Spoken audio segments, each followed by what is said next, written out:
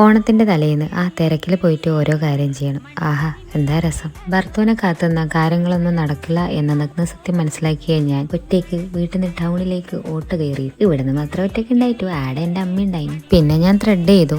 അമ്മക്ക് വാങ്ങിയ ഡ്രസ്സ് ചെറുതായി പോയി എന്ന് പറഞ്ഞിട്ട് എനിക്ക് തരാ പറഞ്ഞാണ്. പിന്നെ എന്റെ നല്ല മനസ്സുകൊണ്ട് ഞാൻ പറഞ്ഞു വേണ്ട, അമ്മ എന്നെ മാറ്റിയെടുത്തു. ഷോ എന്റെ ഒരു കാര്യം. സംഭവം അതൊന്നല്ല, അത് ചെറുതാക്കുന്നതിനെക്കാട്ടി നല്ലത് അമ്മ വേറെ ഡ്രസ്സ് എടുക്കുന്നതാണ്. അമ്മ മസാല ദോശ വാങ്ങി തന്നു. അപ്പോഴേക്കും അർജുന്റെ താടി മുടിയൊക്കെ സെറ്റാക്കി. പിന്നെ എനിക്ക് മെറ്റീരിയൽ നോക്കാൻ പോയി, എൻഗേജ്മെന്റിന് പോകാനുള്ളത്. കളി കണ്ട വിചാരിക്കും ഓണത്തിന് പുതിയ ഉപ്പായ ഇട്ടതെന്ന്. സ്റ്റിച്ച് ചെയ്യാൻ അറിയുന്നതുകൊണ്ട് തന്നെ ഒന്നും ചെയ്തില്ല, പഴയ ഉപ്പായ ഇട്ടു. സ്റ്റുഡിയോയിലും ട്രെൻഡ്സിലൊക്കെ പോയി അർജുനും അച്ഛനും അമ്മക്കും എൻ്റെ അമ്മക്കും അർജുന്റെ ഏട്ടന്റെ കുഞ്ഞിക്കൊക്കെ ഡ്രസ്സൊക്കെ എടുത്തു. അത് വീട്ടിൽ കൊണ്ടുപോയി കൊടുക്കുകയൊക്കെ ചെയ്തു. എനിക്കും അർജുനും ഓണക്കോടി എടുക്കാനുള്ള പൈസ അർജുന്റെ വീട്ടിൽ നിന്ന് അയച്ചായിരുന്നു. അവസാനം നമ്മൾ നല്ല ലേറ്റ് ആയതുകൊണ്ട് തന്നെ ബിരിയാണിയൊക്കെ പാഴ്സൽ വാങ്ങി വീട്ടിൽ വന്ന് തിന്നു.